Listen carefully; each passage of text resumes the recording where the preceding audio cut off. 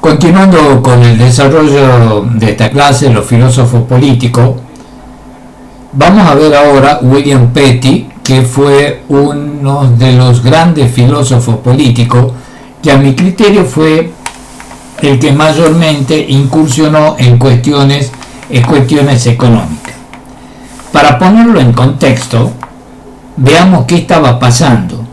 El pensamiento económico no tardó en comenzar a responder todos estos cambios que se venían dando, aunque tardaron casi 100 años en darse cuenta plenamente de la revolución que ellos estaban presenciando. En el ámbito de los pensadores, tuvo lugar un cambio correspondiente en la característica del capitalismo. La atención se fue desviando del comercio a la producción y de la relación entre comerciante y financista a la de capital y trabajo. En este cambio de método y contenido del pensamiento económico, tiene una gran importancia la aparición de un nuevo problema, que es el problema de precio y valor. Hasta entonces, dicho problema se había planteado casi exclusivamente en la función de la circulación. Recordemos que para Aristóteles y lo suyo, esto fue una parte del problema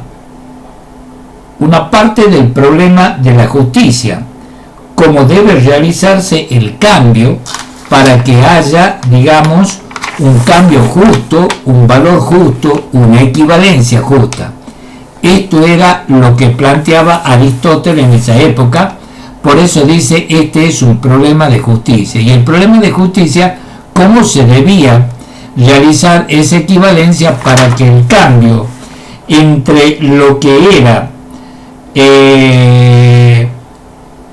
el precio y el valor fuera un tema justo. Esta era la pregunta que se formulaban y respondieron en la doctrina del precio justo. Y aquí aparece este nuevo pensador, este nuevo filósofo político, William Petty, que lejos de ser un estudioso, economista y demás, estaba ligado más que nada a la ciencia biológica, era médico. William Petty fue quizás el primero y el más profundo de los escritores ingleses de ese tiempo que incursionaron en temas puramente económicos. Su obra más destacada fue un tratado sobre impuestos y contribuciones y luego otro libro sobre política aritmética.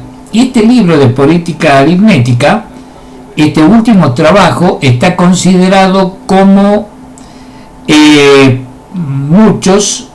para muchos los consideran como el fundacional de lo que es la ciencia estadística. O sea, el origen de la estadística como ciencia, para algunos dicen que surge a través de este tratado de política aritmética que escribe William Petty.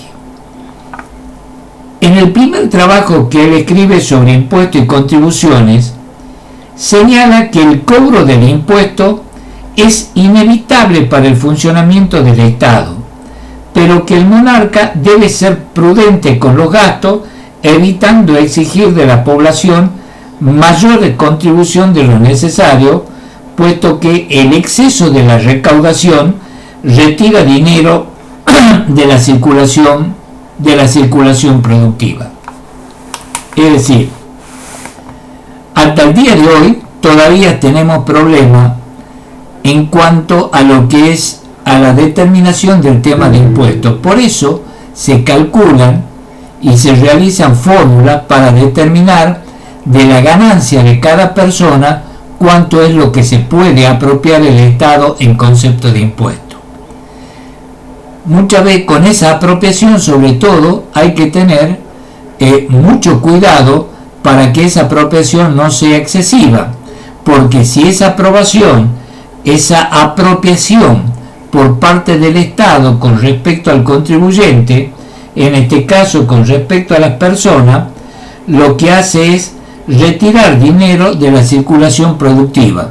Si la gente se encuentra con menor dinero, va a tener menor dinero para gastar. Y decía William Petty en su tratado que el Estado debe gastar con sabiduría para estimular las actividades económicas, lo que llevaría a una mayor cantidad de dinero al pueblo.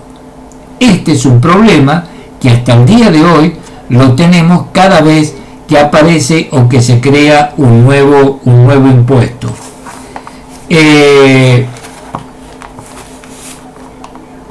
Por otro lado, yo les tengo que decir que William Petty tuvo una visión de la economía muy similar a la concepción sistemática de la medicina, es decir, asumía cada problema económico como si fuera una parte integrante de un conjunto mayor que necesita ser medido para poder ser reconocido.